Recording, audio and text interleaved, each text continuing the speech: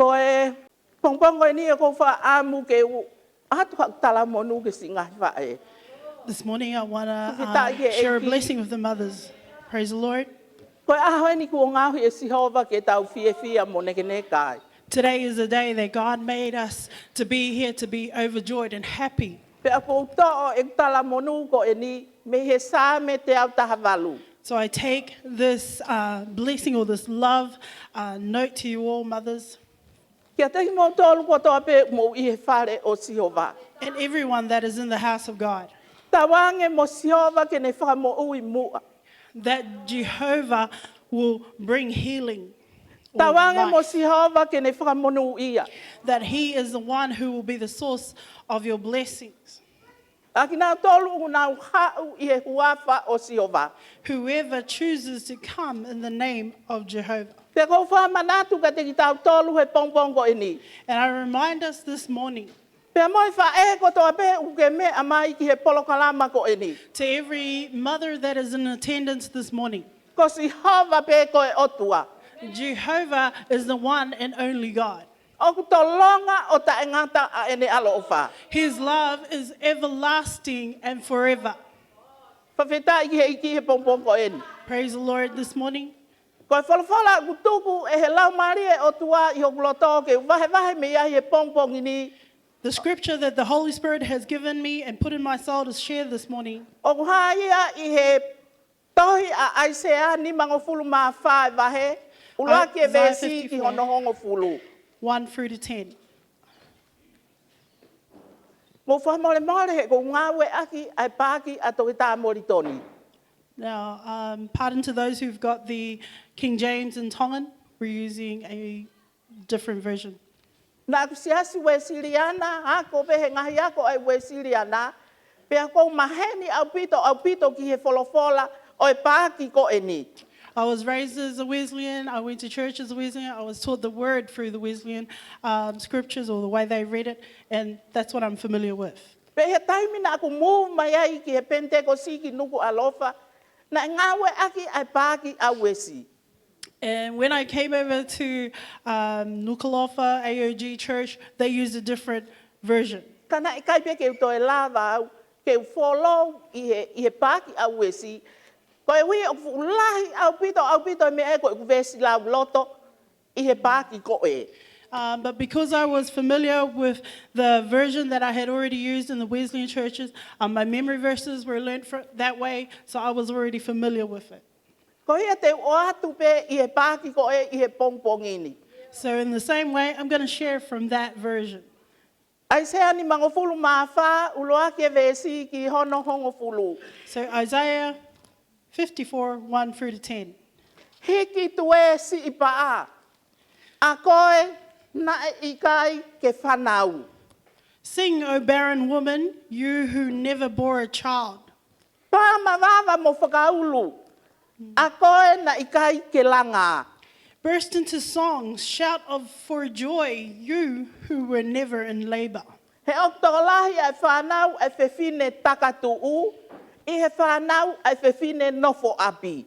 Because more are the children of the desolate woman than of her who has a husband, says the Lord. Whakalahi e tuunga ho te niti. Enlarge the place of your tent. Pea koe ngahi tu penu o fuu nofo anga. Tuku ke nau whalo atu. Oua e tauwhi. Stretch your tent curtains wide. Do not hold back. Lengthen your cords. Whakaloloa ho ngahi mai a. Pea hunuki ho o whao ke mau.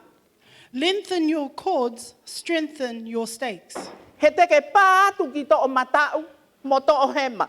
For you will spread out to the right and to the left. Pea koho hako tene tofi a aki a ngahi pule a ngā.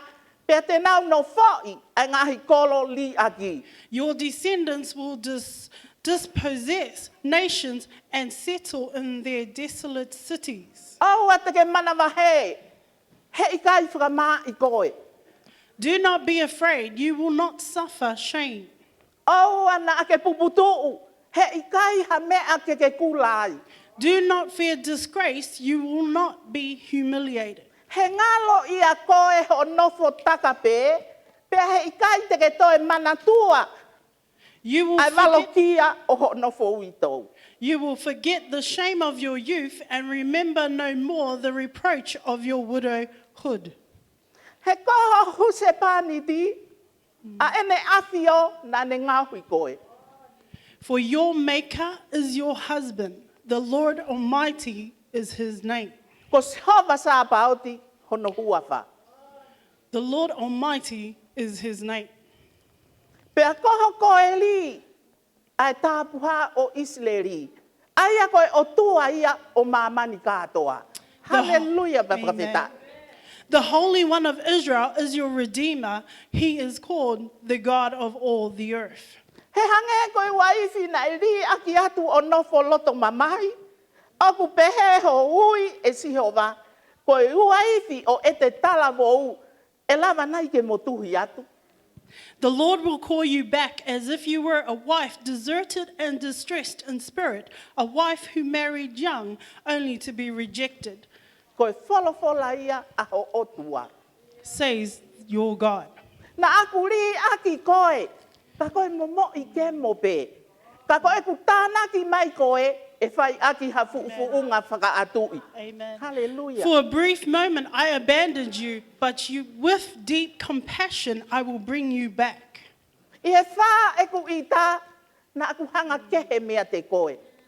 Ka koe mo me niti pē tā. Ka koe e ku ofa kia te koe. E whai aki ha ofa ta e ngata.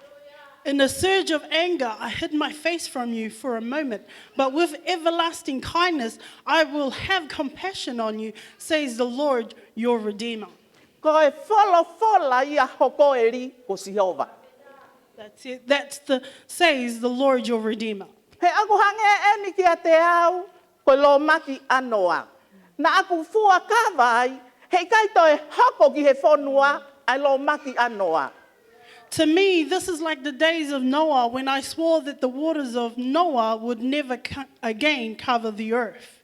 Ka ko eni, o ko fua kawa kia te koe, he I kai te toi ita kia te koe, he I kai te uha aki, maloki I koe. So now Hallelujah. I have sworn not to be angry with you, never to rebuke you again. Seuke, e hiki nai a ngahi mo unga, pea ngā weue a ngahi potu mā olunga, ka I kai hiki e ku ofa mea te koe. Though the mountains be shaken and the hills be removed, yet my unfailing love for you will not be shaken. Pea I kai ngaue e ku komina ni te merino, koe wholofola ia a Sihova, a ia une whakaatu I koe. Nor my covenant of peace be removed, says the Lord who has compassion on you. Koe wholofola ia. That's the word. Koe kawenga ko whakato'u, ki hiki malanga no no pongpongi ni, ko ho hose pani ti, a ene afio ko Sihova na ne ngaui koe. The theme I want to bring to this scripture this morning is that your husband is the Lord God who created you and made you so. Whawheta ki e ki. Amen. O ko whia ngawe ake whainga mahari e malanga ko eni. I want to take this Ke opportunity whaapapalahi. Ki he ngahi wha e fita ko toa pe. to pay my respects and honor of all the beautiful and treasured mothers this morning. O ko ke mea, ko ke ilo ho otua. Pe aku makatuunga mea ho hoko koe fita. Ko hihe ku ke ilo ho otua. Do you know your worth? Do you know your value? Do you know the God who created you and made you the worthy person you are? Ka ko fie ave malanga ko eni. Ke inasia I ha whahinga whaepe. And I want to share this word that any mother E can ha whahinga take tuunga pe ku ke iai. in whatever situation they may find Pe ko ha themselves in. single mata ko ku ke me amai I he whamafola ko eni. If you're just a simple or new mother to this gathering this morning, Pe ko ha taha ko ku ke no fo palo pare ma ia ko e whae I ho family. or whether you're a mother facing struggles and troubles in your relationships, O ko tui ko e wholofola eni ma au ki he pongpong ko eni. I believe that this word is for you. Ko e wholofola ko eni he kulau me ai pe mahino kia te au. Ko e This- ngahi tala ofa ni ai otua. Ki hono kakai, ki Israeli he taimi, po te wai ke nau foki mai he nofo popula me Babylone. This scripture, from what I'm gathering, is where God is almost giving out a love speech to the Israelites as they are being brought back from slavery in Babylon. Nana ilo nai uhinga, hono ave ki nau to he whakapopula. Koe uhi, koe nau ta foki ki ateia, me ateia. And knowing that there was a purpose and a reason why they were taken away, and now they were returning to him. It was because of their disobedience they were taken. Pea koe taimi koe ia koe mo ui ai kakai, na e pa ai mo ui I he mea kotoa pe. Pa he lelei whaka otua. And in this time, in this era, at this time and situation of their lives, they were barren in relationship with God. Pea koe uhinga ia, ene ui ki he kakai, ai palofita, ke mau hiva, ke mau hiti tue, koe hui, he koe o toa, o Israeli, o kone malama ke ne hanga, o toi fafo ue mea kotope. And that's why the prophet is telling the people, sing like barren women, that you are coming out of this depression by God's grace. Pea koe whaka amu ke wha e kotope uku ke mea mai. And this is for all the mothers who are here this morning. Koe hae mea aku honge I ho mo ui. What is lacking in your life? Koe hae mea aku paa I ho mo ui hanga ho nofo family. What is found barren in your relationships, in your families? Aku paa mo ui whaka otua. Is it barrenness in relationship to God? Aku paa e ofa. Are you barren of love? Aku paa e whakataki. Are you barren of Aku paa e patience? whaka mole. Is it your forgiveness that is barren? Aku hange ia I he family. Are you having a famine in your family? Koe uhinga I aku maka ue pea ho family. Koe hui he ku paa lelei whaka otua kotope. And maybe that's why your family is having all these problems, because you're barren in regards to God. Pea aku tokanga mai e otua he ne wholofola he aho ko eni. And God's word is awakening us and reminding us, Ko au ko Sihova ko otua. me, Jehovah, your God, Ko au na ku hanga whakatupu koe. I created you. Ko au na ku whaata koe ke whau he whaingata koe na. I allowed you to go through whatever you're facing Ko he whai uhinga pe taha.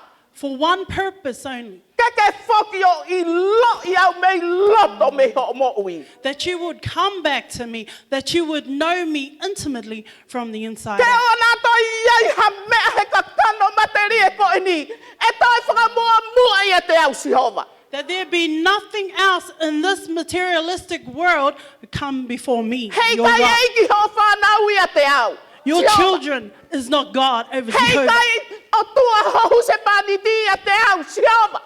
Your husbands will not be Jehovah to you. Ko au e whika ulua ki he mea kotope. I am one and only. Hita I eiki he pongpong ko eni. Praise the Lord. Ko e kotope ku ke mea mai. I Everyone that is television e. here, everyone that sees this through a program on Ko TV, e ha mea o ke whauai. whatever you're going through, Whamamahi api. pains at home, struggles I at he huse home, paniti. whether it be between you and your husband, I ha mama hohu au si. or is it the wife that's having issues with the husband? Ako tui whapapau. I believe Oku I kaya ia sisu he no family. that means God is not present in your family. Peta he pongpong ko eni. Praise Ko the e Lord. This morning. pole mo e whalotolahi o e pongpong ko eni. The encouragement for this morning, Ko e kame inga. the topic, Kai ke tau kore ki he otua. Kai awhai otua ne tilea pe ia te ia pe. we didn't need to ask of God. God spoke on his own terms, Ko au ko huse paniti. Whawhetai ki he describing eki. himself Ko as au husband, ko huse paniti. saying, I am your husband. Whata whetai ki he eki. Ko Praise the talo Lord. toa te mea ko eni. Whetai ki he eki. And I'm Tai nai sharing mole this. aho ku huse paniti. The time I lost my husband, Mole huse paniti ko ni uke iki ki pe whanau. when he passed away, our kids were still young. Pe whawheta i he eki, ne hongo nā ku alo ngā hau e pe taimo ki mo vewe kau wa e he taimila. And even, Whawheta i he eki. even though I had to be busy working, and yeah, there were things that weren't always right. Kana e tuli mui pe, alo whae o tua. But God's love was always chasing He us kui ai ene kaweinga ki he mo ui. because He has a purpose for life. Kei taimina ai hoku mata whakalau maari e. And when my spiritual eyes were awakened and opened, Hiva whāda, whae ahi ki hoku api. 1994, a visitation was done to my house. Ko ana mo puke mo ui. And this was Anna and late Pastor Pukemoi. Pena whakawhea iau ke sesi nuku alo wha. And they invited me to church at Nukalofa. Pia alo ai ki hai o tari akalaiske ku mo ui o ilo ai e mo ui. And going there in attendance and accepting Christ and knowing God in my life. Pia koe me ai ana ku lea aki maupe taim o kou lotu ai. And something I would repeat continuously in my prayer. Sisu, Jesus, ko koe hoku huse pani ta e ngata. you are my eternal husband. Haere mai o tu he ava. Oi whatongia huse pani ti.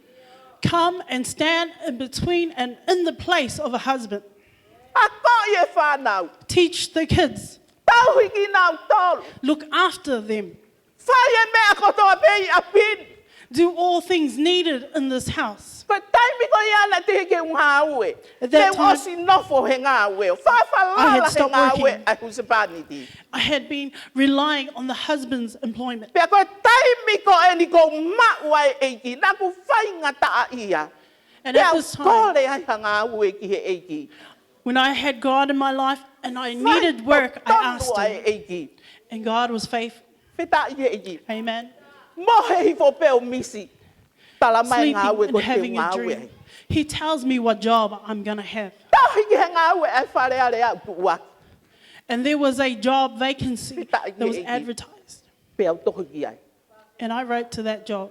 Mo ilo ko ngā ue ko ia o ku whiri a he kau me mi pa. And that being a government position, they are usually chosen. in Kai ke particular. wila ko ngā ue ia o ku nau whiri kau kohu au te walo interview. And I didn't know that I would have to pass so many selections. Toki ila pe he whiaf sāpate e whai whiri a he pongpong mo ni te na uo ko ke ngā ue. And only on the Sunday did I find out they would have to select me come Monday. Tore ki mea rere e ngo mātu a kou toko ua aki. Asking to borrow a vehicle. Foi kau me mi pape toko whitu na nau nofo around i he wheitu konu ko alofa. 7 members of this committee lived around in Nukalofa. Ko nau tolu pe na kua o ke he pōko ia. I got to them on Sunday night. Pongi mo ni te ko aloa to tauta te fulalo o vava ko e he mea. O kuhanga atu ke whare area. Monday morning, I went and sat across the road from the building of this employment. Oh, me tamai o e ke mai ka mau maheni pe. Nanga alo campaign. Ko ta naga ke wila au na pe au tau hau interview. And a few people came and asked me what I was doing, and I said, I didn't know I had to do an interview. Tai mi na ku ta utu ai ku nau ko ke whai whiri. A ngai pe lea pe e toko taha kuloto. Fie maari he te ke kau. And as I sat under this tree or under Fie this maari place, he te ke kau. my soul was told to be still. You Ilo will be e o se chosen. whiri ko toko hono na e tonu keto o. And after this selection period, there was meant to be 6 that were chosen. Toko ni ma ko kau ngāwe mo tu a pe he whare na nau tohi fo oue. Whawhau whakatau tolu e ngāwe. This job, they have to renew their contracts every 3 years. So 5 of them were already past employees. Toko taha fo o na e hugi ai ko au. And Whawhitai he I, eiki. being the only new person to be selected. Pea ma wa e fo i tu unga he whikano koe a koe wha. Whawhitai he eiki. And I got that position. From that, i he talu me ai. Whiri whakatau tolu.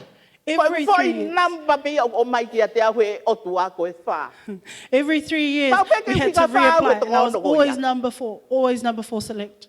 Whawhitai he eiki o tawe ua whitu e ngā uhe whare. 27 years of working there. Number 4. Pea nā ku ilo, ko lau me wholofola. And I read and I knew of the word. Lea se tareki me sa Captain Ko ki he loto afi.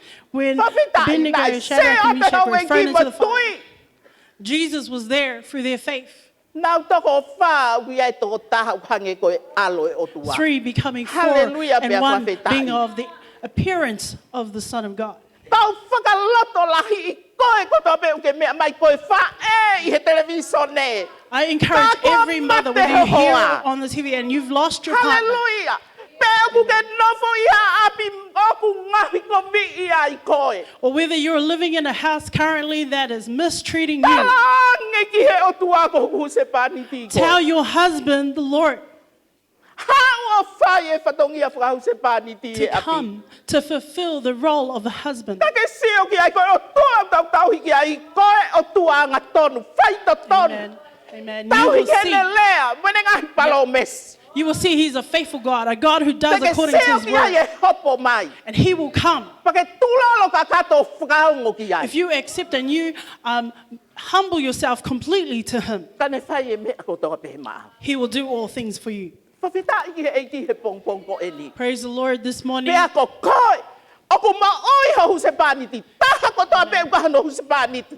And for all of you who do have a husband and you are safe in the house, Peko wheha feitu uke mea mai television e ko e ni. or wherever you may be that you're hearing this, tell God, Ko huse paniti ta e ngā taha koe. the eternal husband for you. Tuku ke whakawhawhanga pe he ku huse paniti he kakanona ake omi. Let the husband you have Kako koe pe from ia. Him, Ko huse paniti ta e ngā. but He is your eternal God forever. Pea ka tai your me ku husband. alua huse paniti ke he ngā we. Wheha pato ne alu ki ai. Wherever your husband Mea goes, whae hono work, fo. Ange tapa ka tok mari whenga we anga ku nei ai. Whatever workplace he's Maluia at, meheni makovi e whiri mo you te tell mo. your eternal husband to watch over him and protect him. Mau ila ngai ako ni. You Tai know haa these days- mari e whiri. Me whanga mari. The husband hates Pahe marriage. kona whanoa. Tai tala hanga tonu ke huse pani tai ngata. But you tell your eternal Maluia husband, huse pani ti he ngā we protect my anga. husband while he goes to work. Whamata mare ai e whiri mo te volo me hok mari. Make the devil a fool when he looks at my Tako huse husband. pani te whata I koe. Talange ki huse pani tai ngata. And if your husband that is Liu presently ka wha I your mai human hoko husband huse pani ti nā ke o smacks mai. you tell your heavenly Ke God, matu your whakataha heavenly he husband, awhiona. that you want to stand together with your Pake husband he sio ki ai has given. tene whai e mea koto. You'll see him move. Whawheta iki he eiki he pongpong ko eni. Praise the Lord. Mau sio ki ai ki he otua. Do you see your God?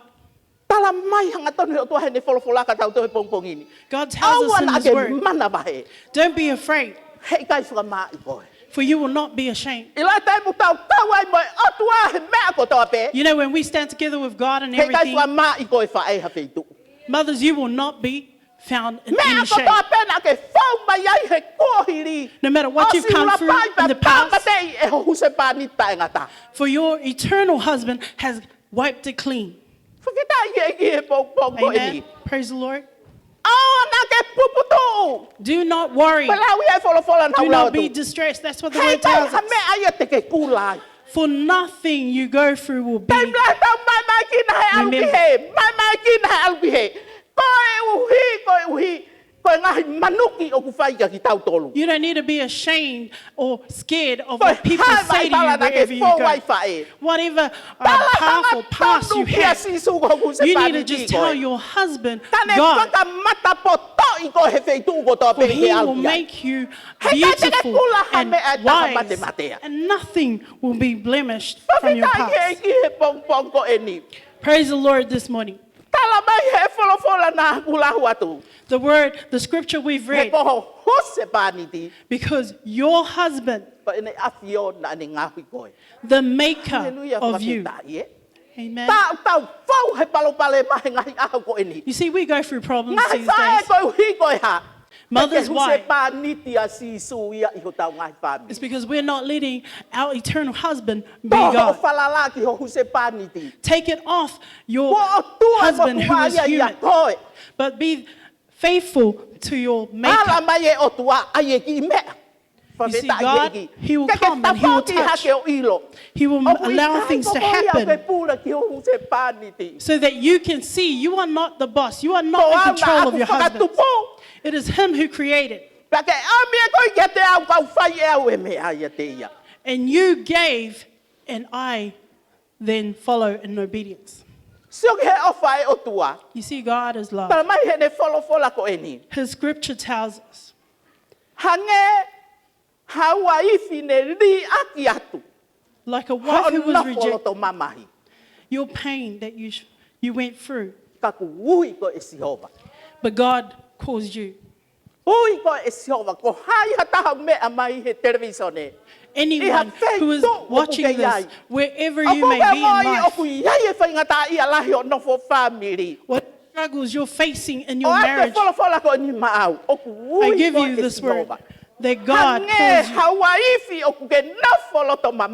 a wife that is feeling rejected. God is calling you. He will bring you back to Him. Hallelujah.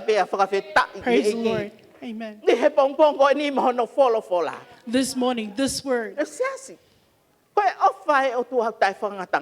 church, God's love is unlimited. And what God wants of you to understand from His word, that you need to be awake. Take note and know that He is God who is in control of every single thing. He's in charge of anything moving that way or moving this way. He's in charge of renewing your family.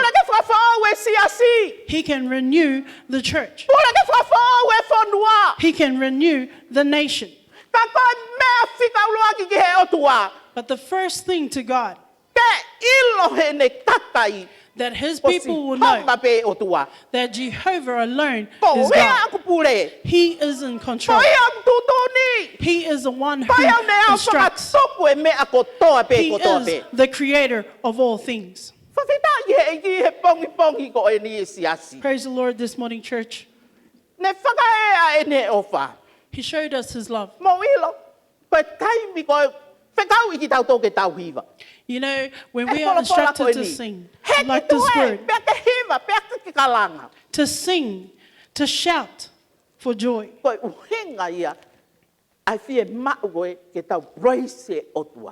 And that's why we need to praise God. That we need to praise God. It says that in a time we are happy to sing. That when we're sad, to pray. But this scripture tells us and encourages us to sing, to shout, to give Him your song and joy.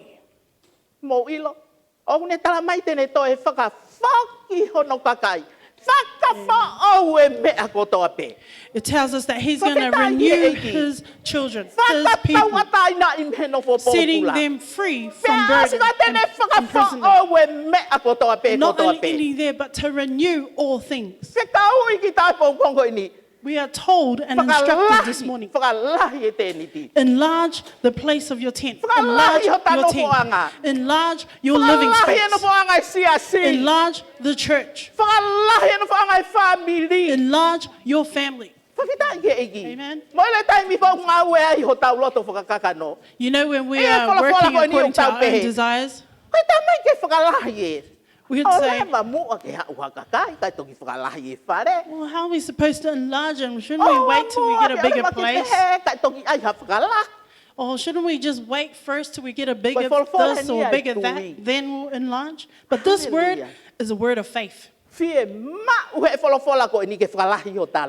word encourages us to enlarge in our hearts. Enlarge in our hearts. And that's in everything. And to stretch it out. Because the word of God is truth. His word is His promise.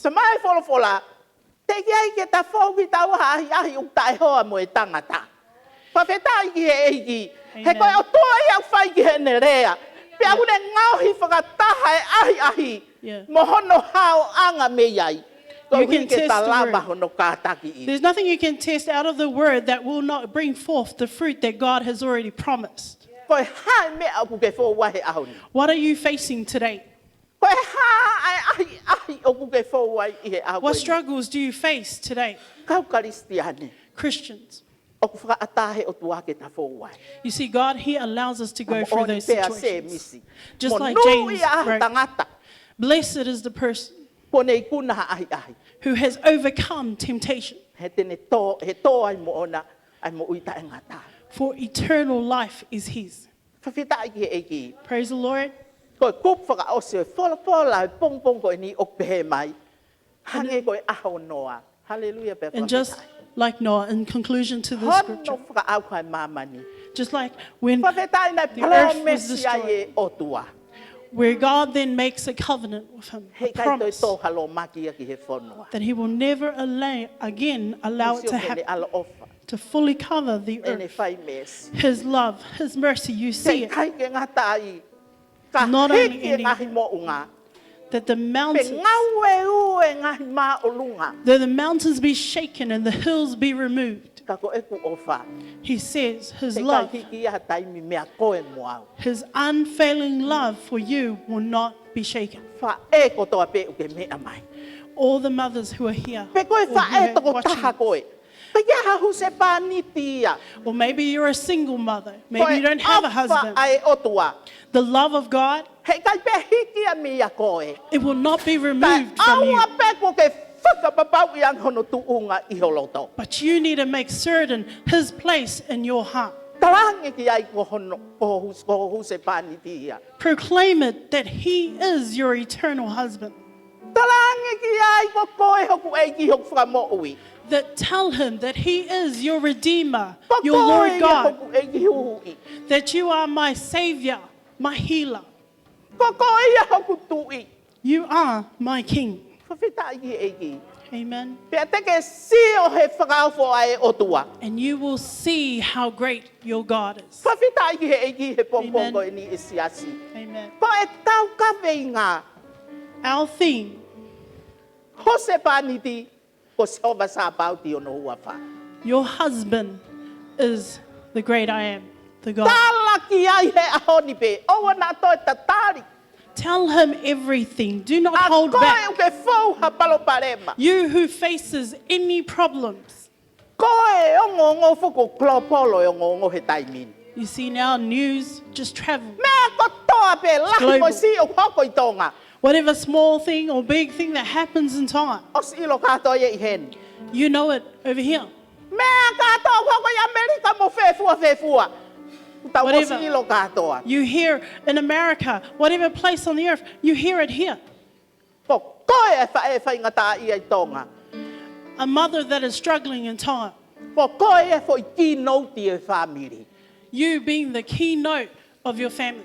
Ko koe te hanga toho aki ho mariki he mo ui. You are the one to lead the way, to bring your husband to God. Ko koe te ke nofo. Ki ho se pani tae ngata. You who stays faithful, to stay faithful to your eternal husband. Me te ke seo ki ai e liliu ma ke he. I he atakai ho monofu whamiri. And you will see Him bring about change in your relationship, in your family. Koe uhi koe ha. Because of what? He kua o tua a sova sa pauti. Because te He koe is whae. Jehovah Jireh. He is God over you. Pea ko koe uke whai e toho aki ki he eiki. And it Ho is se you paniti. who is encouraging your husband towards God. Whawheta ki he eiki. Praise the Lord. Ko ho tau ho se paniti. Our husband, Ko eiki ko sisu kalaisi. the God, Jesus Christ. Amen. E tamai o mau whamalo. O mau whawheta. Tai tūku e whakahikiki o e awhiona e aho whakamanatu ko e. O si ngahi whae. Whawheta e ngahi whae ko hoko ngahi whae fita. Koe hui koe ngau e atape e awhiona e te inau tolu. I hono toho aki. Ki nau toki a sisu. Kau mau tō kanga he ahoni. Ki ho mau whangatoko ua unau kei he tu. Lau maari koe te ki ai whakapapau. Ai me au tonu. Ke nau tiglea he aho kotoa pe ki a te koe. Ko koe pe ia e sisu. Hoku se pani tae ngata. Toko O ni aki e whae ko toa be me a mai. He interneti, kai o maa televisione. Ke nau a whakatoanga i tō taha mahu inga taha.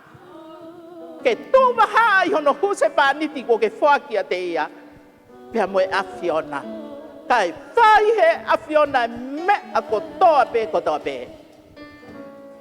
Kei kuna he whaapiri. Pea langi ia ata pea e a Fiona. Tamai koe maulot whawheta ia he huafa pe o sisu. Koe alo whaanga e a Fiona. Ka ko mau whakamo ui. Amen. Amen.